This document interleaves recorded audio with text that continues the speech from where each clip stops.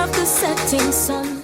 So on the subject of females, marriage. Yeah. That one must come at you regularly. Yeah. Does it? It does.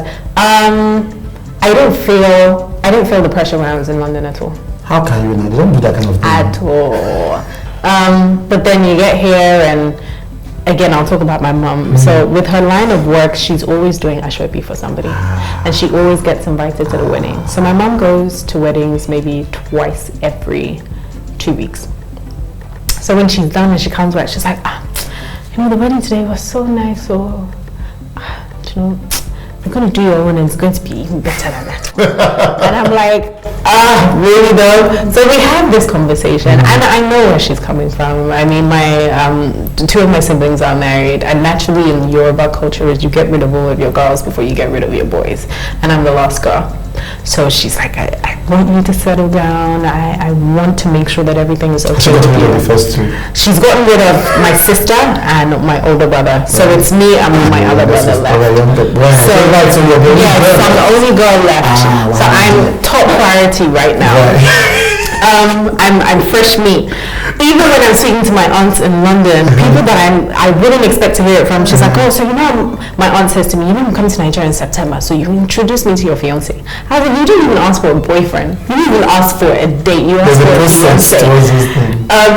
So it happens all the time, and even with entertainers, some people don't tend to respect you unless they feel like you're in you're in marriage and you have a home to look after. Absolutely. So for guys, you're seen as being more responsible if you settle down. You can take care of a business, you can take care of like company money, like your man. And for a woman, it's okay, but we can respect you a little bit more.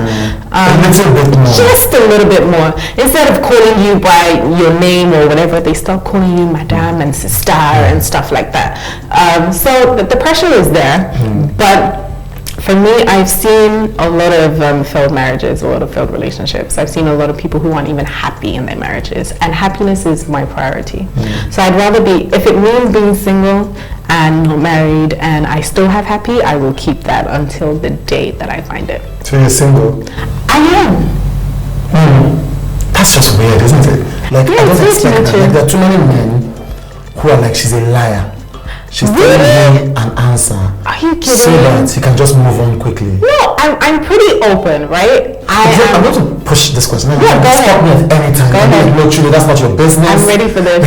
But how? Like, it doesn't make sense. Like, I know you when you're a good person, but it doesn't even make sense because I know my bad friends who still have, relationships. That's how it always happens. It's irrelevant to that. But then happens. people look at all of that and think, why would Zainab be single? I think it's. So I used to say that I feel like most people, when they see me, they assume I'm in a relationship, so they never approach me. Other people, I've been told that they might be intimidated by me and what I represent. Yep. I mean, I have a smiley face. If you say so. Angry. So I don't really know what people find intimidating. But honestly, do you understand why people would be intimidated? I think the other thing is, I was in church and we were having a discussion, and somebody mentioned that, when you're a successful woman in Nigeria and you're confident, you're encouraged to hide those things because it kind of wards off the men. So the men don't naturally like to just come up to you because they feel like you've got too much going for yourself. So you understand it? So I understand it, but at the same time, I feel like if there's anyone who is intimidated by me, intimidated by where I am, my mind and my success, then you're probably not the person that I would want to be with. If you don't see that all of those things that intimidate you can actually be qualities that can benefit this team thing that we're trying to build, then I don't get it, because I don't know how much more women are supposed to give and do. Like, okay, I'll give you an example. So I was in a cafe and there was this guy that I saw across the room, and he looked really familiar. He was attractive, but I just kept on looking, thinking, wait, do I know this person? Have I seen you before?